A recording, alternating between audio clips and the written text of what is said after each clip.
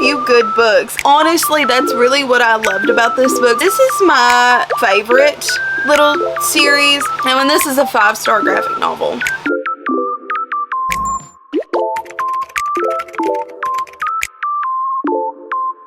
Hello people of the YouTube world and all who are watching this. I am Mackenzie901K, and in today's video we are going to be going through everything that I've read in March and April. I read some March and April, oh my god. In May and June, not March and April, hello, it's almost July now. But I think I've read quite a few good books. I've definitely read an interesting variety, lots of different media this month. So I have read some romance, quite a few graphic novels, a couple manga, and lots of fantasy. So without any further ado, let's go ahead and let's jump right on into the books that I read. So starting off strong, the first book that I read was Funny Story by Emily Henry. This was the first book that I read in May, and let me just tell you right now that this book was absolutely phenomenal and I love it so much. So I ended up giving Funny Story a 4.75 star, and honestly that still resonates because while I don't think about this book all the time, I still really appreciate and love Emily Henry's writing. I definitely think that she will become one of my new favorite authors over time. So in this story we're following our main character Daphne, and Daphne just recently left her ex-fiance because the guy that she moves in with, his name is Miles, and Miles, he's kind of very different than what Daphne's used to. The reason that she split from her fiance is because Miles's girlfriend is Daphne's fiance's best friend, who apparently just now decided that he was in love with her. They needed to spend the rest of their lives together. So Daphne leaves him, starts living with Miles, and Miles is not your typical male main character in a book. He's very different, and I think honestly that's really what I loved about this book so much, is just how different he was. I appreciate just the interesting character development between Daphne and Miles, and I definitely think that they are one of my new favorite couples. This book also kind of really reminds me of New Girl. I mean, not really, not in that sense, but like kind of. So if you like the New Girl vibe, here you go. So the next book that I read is The 10,000 Doors of January by Alex E. Harrow. This book is following our main character January, and January, when she's younger, discovers this door, and this is just not like your average, as she says in here, like garden variety, I believe, door. It's a door that's just what I picture just to be standing out in the middle of nowhere. She is like, what in the world is this? Why is this door here? So we're just following January and her adventures with these doors and trying to figure out why she is seeing all of these doors, why these doors are popping up and things like that. So it was such a fun read. I ended up giving this book a 4 out of 5 star. I will say my biggest complaint with this book is the pacing. I thought the pacing was terrible. Like, to be frank, I wish we would have gotten to things more like snappy, but we didn't. So, you know, I am needing to read Starling House, which is also by them. So who knows, hopefully we will get to that one of these days. But for right now, I did really enjoy this book. Then next up we have a reread, and that is of Sprite and the Gardener. This is a little graphic novel. This graphic novel follows our main Sprite, Wisteria. She feels as though that Sprite's place in the world is just not what it should be. So pretty much a long time ago, Sprites were the ones who took care of the gardens and things like that. But then in moved the humans, and now the humans do all of that, and the Sprites really don't do anything. So Wisteria one day wanders up to this person's someone's house and sees that they're needing some help with some gardening. The plot just kind of goes from there. It's a very cute, very sweet little story. It's not a very long story, but it is perfect for the springtime. Honestly, if you've never read this and you're wanting to try graphic novels, I think that this is the perfect little entry graphic novel for you, just because it is so cute and sweet and I love it so much. And when this is a 5-star graphic novel,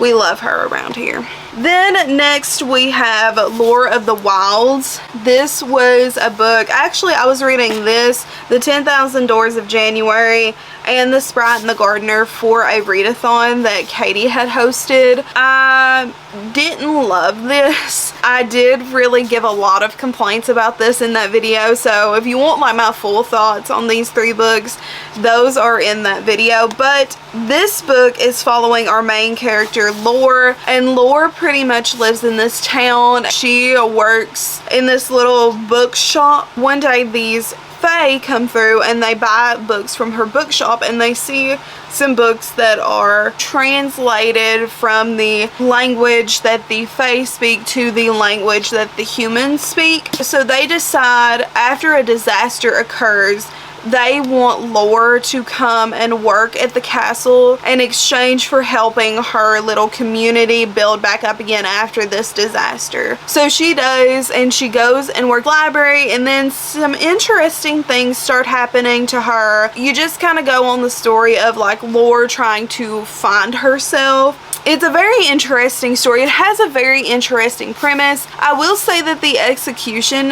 of the story was not really what I was expecting, and I think I maybe had my expectations set just a little bit too high for this book. I did still really enjoy it, and I am planning on reading the sequel whenever it comes out, but I did end up giving this book a 3.5. The ending really redeemed it for me, and it was still an okay book. It didn't hit like I wanted it to. And then the next book that I read is another graphic novel, and that is Lightfall, The Girl and the Guardian, Book 1.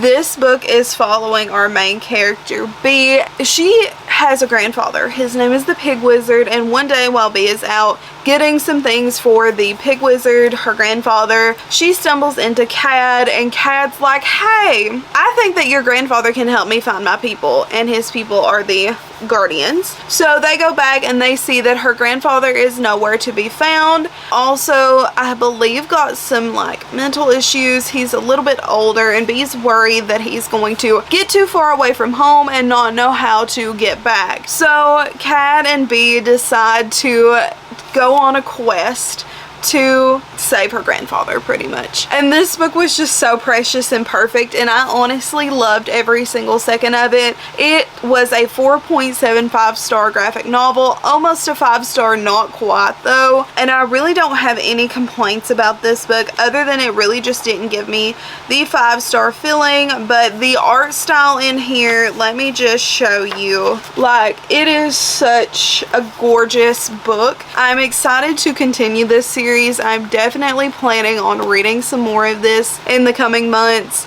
because there is book 2 and book 3 that I need to get to as well. Then the next book that I read was Where the Dark Stands Still. This was a buddy read between Katie and I, and this book was definitely also not really my favorite, but it was still fun.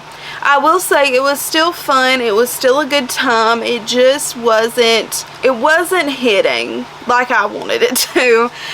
So in this book we're following our main character Liska, and Liska has heard this legend that if you go into this forest you can make a wish. She goes into this forest in order to make a wish. She meets this guy, our main character, and his name is, what is his name? Leshy. And Leshy is interesting. He is supposed to be this guardian type of guy of this forest. She ends up making a deal with him if she stays with him for a certain period of time. I can't really remember how long it was, but if she stays with him for a certain period of time, he will grant her this wish. Pretty much the story just kind of goes from there. I really didn't love it like I wanted to. I ended up giving it a 4 out of 5. It was still, from what I can remember, really good. The ending was really interesting. The ending definitely kind of caught me off guard and had me sobbing.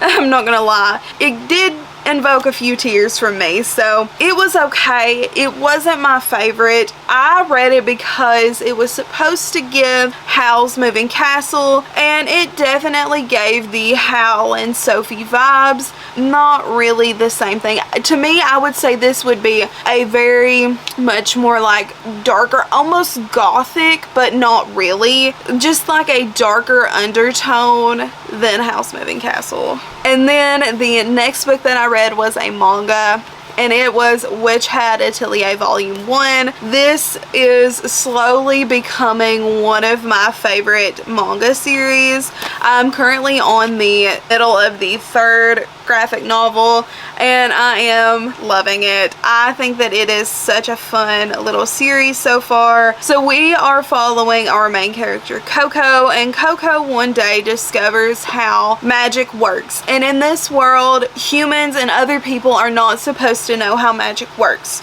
Why is Chloe calling me? Hold on, time out.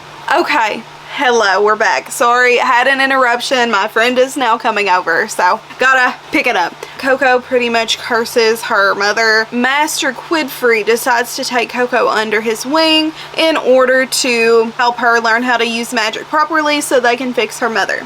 The next book that we have is When in Rome by Sarah Adams. This is my favorite little series. I don't know what it's called. I only call it the When in Rome series. I don't know if there's like a name, but I really love this book, and I do love Practice Makes Perfect, which is the 2nd book in this series, very much. So in this book we are following our main character Amelia Rose, and she is a famous pop star, but she decides that she needs to get away from that life for a little while, and she goes to Rome, Kentucky, and she ends up having her car break down. Out comes our main guy character, Noah Walker, and he's like, your car broke down in front of my house. I gotta fix it. So she ends up staying there for a few days to get her car fixed, and romance ensues from there. It was such a perfect little summer read, and I'm so glad that I read this because it is honestly one of my new favorites. I ended up giving this book a 4.25 star. I also gave Witch Hat Atelier a 4.25 star as well. I think I forgot to say that, but it was such a cute little read. The next book that I read was Rise of the Cinder Fae by Whitney Dean. I had seen it on Instagram. I'd seen some fan art on Instagram, and I was like, wow, that book looks really interesting. So I decided to pick it up. So this is following our main character, Alora, and this is kind of like a dark Cinderella retelling. So Alora has lived with her stepmothers all of her life, but her stepmother decides that one day Alora needs to go get married to this prince in the, what's the place called? Like the pumpkin? I don't remember what it's called, but I just remember that they are obsessed with pumpkins.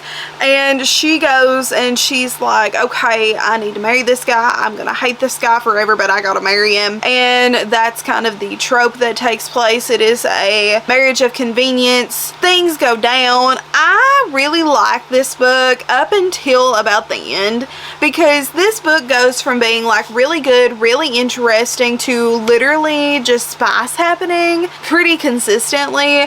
And I'm not really a spice reader. I would definitely say that spice happened maybe at least 4 or 5 times in this book, and I'm just not really like a spice lover, and there was some other things too in this book that I kind of don't want to get into that just weren't my cup of tea. So I did end up giving this book a 4.25 star though, because I still really enjoyed it, and I am really excited for the next book in the series. But I did really love it for part of the time, and then the other part of the time I was just like, okay, I'm over it. I'm done. I'm over it. I'm ready to move on. Was still really good. Not my like super favorite fantasy romance book I've ever read, but it was still okay. And then next up, I read Aragon. This book was a doozy to get through. So in this story, we are following our main character Aragon, and Aragon stumbles upon this stone looking thing that actually turns out to be a dragon egg, and in this world, dragon riders disappeared forever ago. So they just disappear. Aragon is like the first person with a dragon in a really long time. So his dragon is named Saphira, and something ends up going down, and Aragon has to go on this quest to find these certain group of people and take them down. So overall, I would say that I still really enjoyed Aragon. I gave it a 4 out of 5 stars. It was definitely just a book about travel. Like, quite literally, it was just a journey. While it was still such a fun journey, I think that the pacing was just really dragged out, and it felt really repetitive after a while, because it was like you were doing the same thing over and over and over and over and over, just in like different areas of the map, and I didn't really love that. And I also didn't really love like the writing style. They would explain one morning in one paragraph, then the next morning in another paragraph, and then the next morning in another paragraph, and that to me just felt like really repetitive for absolutely no reason. So for that, it is a 4 out of 5 star book. I still really enjoyed it, and I definitely am intrigued for the next book in the series, but I don't necessarily think that it is going to be one of my favorite series, but it's intriguing enough, to be quite honest. So I am planning on reading the second book in the Inheritance cycle, hopefully soon. Maybe probably more towards like August, September, when like fall starts happening, so that way I can like get through what books I want to read this summer. So we shall see. Then I also read Witch Hat Atelier Volume 2. Not really much to say here, honestly. I didn't give this book a rating. It was still a fun story. We got to learn more about Coco's adventures, but I still really enjoyed it, and it was definitely a great second novel. It just wasn't like anything super duper special. Then I also read Kiki's Delivery Service. I read all of these books in my one of my recent cozy vlogs, and I absolutely love Kiki's Delivery Service. So Kiki's a half witch, and pretty much she is now coming of age, and she's 13, and she needs to pack up her life and go somewhere else and stay somewhere else for a year, because that's just kind of something that witches do.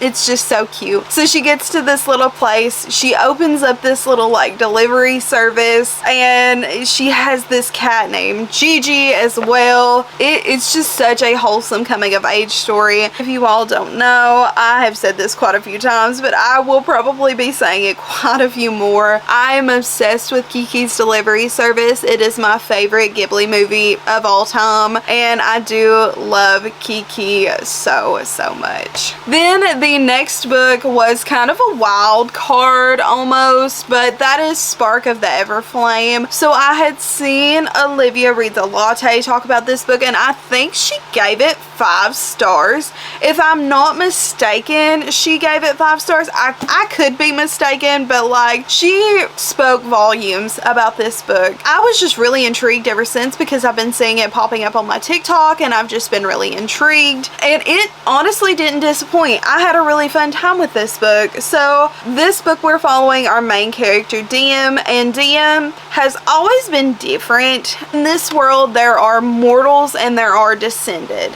So the descended have blue eyes, mortals have brown eyes, and Diem has gray eyes. The reason that she believes that she has these gray eyes is because when she was younger, she had like this really bad illness, and now she takes this medicine every day day called Flame Root, and she thinks that's why her eyes are now gray. So now, current day, we start the story off by following Dim, and her mother has just disappeared. She has no idea what happened. Her mother literally just got up and walked out the door, and she has no idea where she went, didn't leave a note, knows nothing about what happened. So she now has to pick up the task of being the royal healer, and she has to go in the castle, and of course the mortals don't really love the descended because they are godlike and they just don't really vibe together.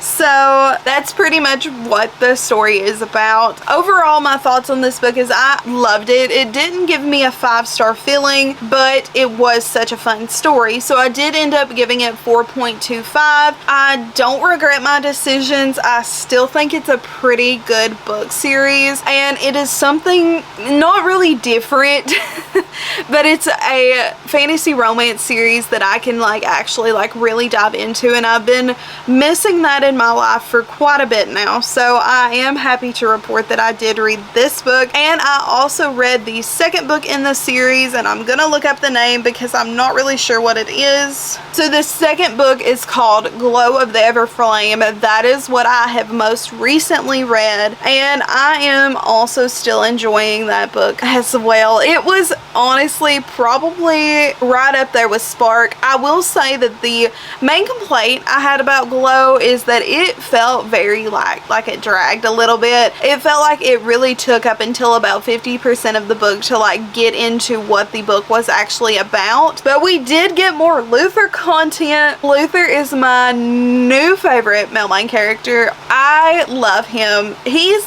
he keeps a lot of secrets. I eat up every time he's mentioned, or every time he's in the room, or every time he even speaks to Dim. I'm like, I need more. So I am really excited. I do plan on reading the third book in the series ASAP. Downloaded it on my Kindle. I'm ready to start it ASAP. So I am obsessed with the Spark of the Everflame series. I don't know what it's called. Kindred's Cursed Saga. That's what it's called. You want to go check it out? It is on Kindle Unlimited, and it's a really fun time.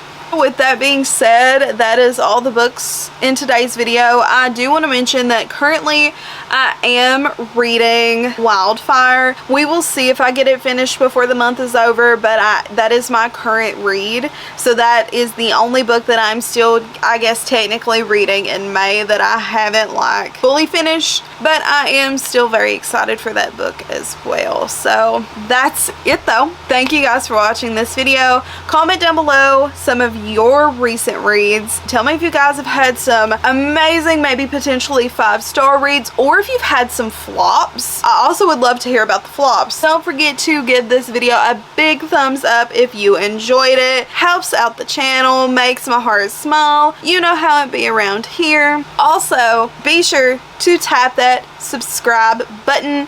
We're almost at 500 subscribers. We're getting there. We're almost at 450, so we are getting there, and we are steps closer to reaching the goal of 1,000. And if you want to stick around for a while, I upload every Sunday and Thursday at 6 p.m. EST. That doesn't always happen. Tap that post notification bell so you will be notified right when I upload a video. And yeah, that's it. Thank you guys for watching, and I will see you all next time. Bye bye.